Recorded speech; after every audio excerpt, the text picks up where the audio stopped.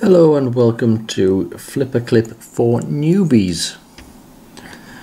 We're going to start this tutorial by creating a new file. We're then going to make an animation and then we're going to save it all in one nice easy video.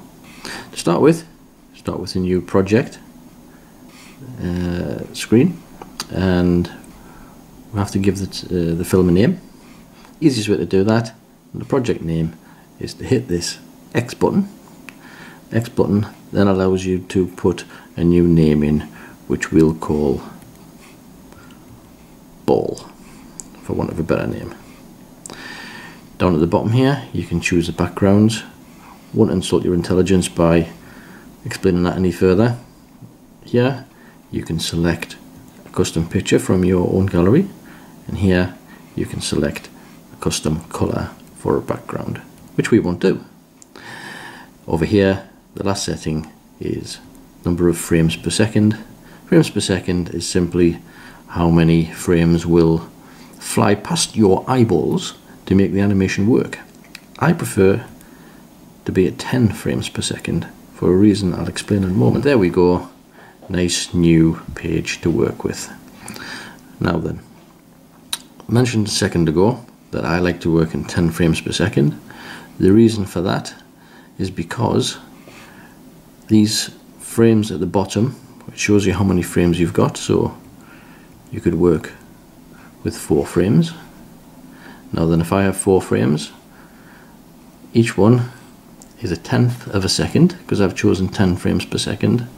I know that 4 frames will last for 4/10 of a second. That way I can easily work out how long my videos are going to be, my animations are going to be, if I work in multiples of 10, which is nice and easy for me. I have 10 fingers, I have 10 toes, it's just easier to count in tens.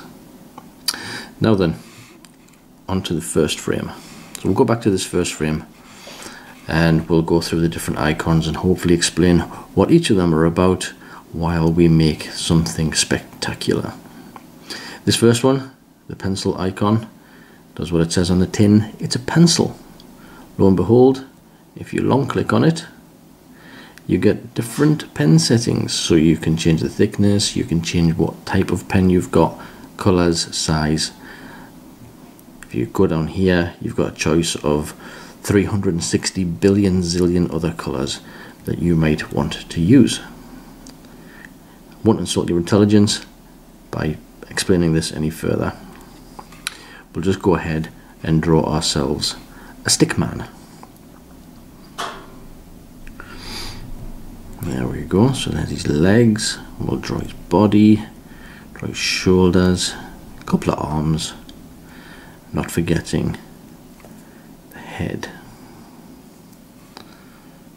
Draw mouth. Nice happy eyes. There we go. Nice happy stick man. There we go.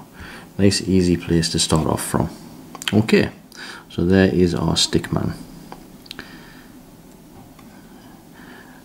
If we move to the second frame, so that was the first frame, we've got the stick man. Move to the second frame, you can barely see a shadow of the stick man. Yeah. Now then, that is so that you've then got something to draw on top of, and you've got a guide frame. So if I wanted to draw him kicking, I would draw the same stick man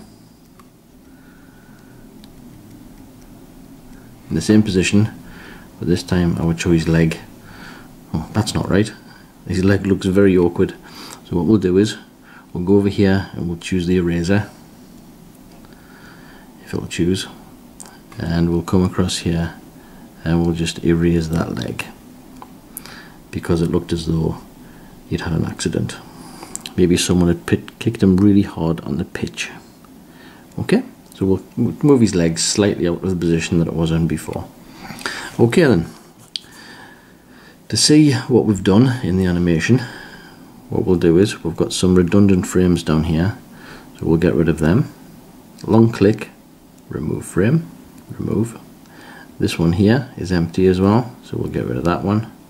Long click, remove frame, remove. So we've got 2 frames in our animation, and if we go between them we can see the different movements that you get. Okay, now then, we could sit here all day animating our little football player until it gets dark, and it would get a bit boring. So what Flipaclip provides is this preview icon up here. So if we select that, it previews the little drawing that you've just made at the frame rate that you asked for in the first place. Clever, eh? So that is currently moving at 10 frames per second. If you wanted to change that, we could change it up here. We could go to settings. This brings up a very familiar looking dialog box. If we go over to the frames per second, we can change it down to 3 frames per second if we wanted to. Save that.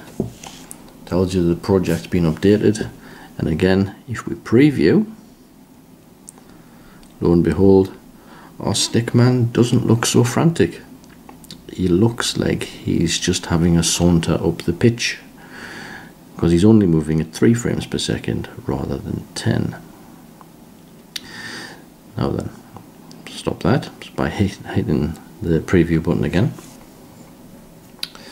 Moving back across here, if we wanted to flood the background of the picture, we could choose this paint pot icon, and whatever colour is selected, which you can find by long clicking it, currently it's blue, let's change it to green. And if we click on the pitch, you can see that it changes everything in the background to the colour what you've selected there, so it's green. It hasn't changed his head colour because that's a little sealed circle, box, oblong, whatever you want to call it, and it can't go past whatever is encapsulated there. If we click on his head, lo and behold, he gets a green head as well. Now then, to be honest with you, I didn't really want a green pitch, and I didn't really want a green head. So what I'm going to do is, I'm going to do an undo function, which is down here. I'll press it once, and he gets his pale face back again. If I press it again, we get our lovely white background again. Now then, this next icon, lasso, is your typical copy and paste. So I've just drawn a shape around the man, and it allowed me to select him. Now then, I could move the man around if I wanted to. I could copy and paste him using copy and paste down here, which it'll do exactly what you want. I could stretch the man, make him bigger. I can spin him around if I so wish.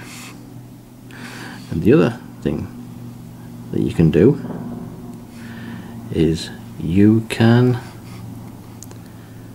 invert him so that he's going the other way. So at the moment, our stick man is facing that way. If we want our stick man to be facing that way, we can grab one of these handles and move it right through on itself. That gives us our stick man facing the other way. So we'll put that there and put him back roughly where he came from, and we'll select anywhere else on the picture to get rid of that box. Now then, the next icon down, so we'll click that again, we'll click the pencil to get rid of the lasso. When we click the pencil, we get this ruler option. Now, this ruler option allows you to draw standard shapes. So when you click it, you get funny things coming up on the screen. And what that then gives you is the option to draw very, very, very straight lines. Even if I try and draw across the screen like that, it only gives me a straight line in the same orientation as the template that I've already set. So you can see that if I wanted to, I could draw a box with very straight lines. If you long click on this one, it gives you the option to do the same thing with a circle and a square. I'll let you play with that by yourself. But it's very straightforward, and if you unclick it, you can go back to drawing in freehand, like that. Now then, we'll just undo those, because those were just done so that I could show you what they were about. Over here, I mentioned before, we have the copy and the paste. We also have this icon here, which is for layers. Layers I won't go into at the moment. Suffice it to say, we'll stay on layer 1. We may use layers 2 and 3 in another video, because they are a very clever thing to use. The next option up is this. It looks like a square beside a square. It's actually for, I don't know what the technical term is for it. I call it ghosting. The reason I call it ghosting is because if it's highlighted, i.e. orange, if I have an image here on frame 1 and go to the next frame, I can just about see the original image from the previous frame on the image on the frame that I'm at the moment. So at the moment I can see the second image nice and clear, black, big friendly thick black lines, and underneath it there's a very faint grey image of whatever I have drawn on frame 1. If I switch that off and I go back to frame 2, there is no ghost image. That's why I call it a ghost image. You can call it whatever you want if you don't like ghosts. This icon here takes you to Frames Viewer. Frames Viewer allows you to play around with the frames, so it's basically like having a whole gallery of all the individual frames, and you can do various things. So you can, if you long click it, you can select it, you can select them all, or you can just select one. You can copy them, you can paste them, you can throw them away, you can do pretty much anything. It's just an easier way to work with individual frames, and it's very, very useful. This one here, the preview icon, we've already done. If we press it again, you'll see that we've changed the image, so our little footballer looks as though he's dancing, which is very funky. Close preview, and we go to Build Movie. Build Movie gives you all the options that you had originally. So it has, you can change the name of the movie, you can change the video format, you can change the fact that you've got a watermark. If you've got an unpaid for copy, then your watermark option will stay ticked or crossed or whatever it is. If you've got a paid version, you've got the ability to uncheck that watermark, which I've got here because I've got a paid version. Build the movie, and you can see that it's rendering. It then gives me the option to share on the various different sites that you can go and waste lots of hours on if you so wish.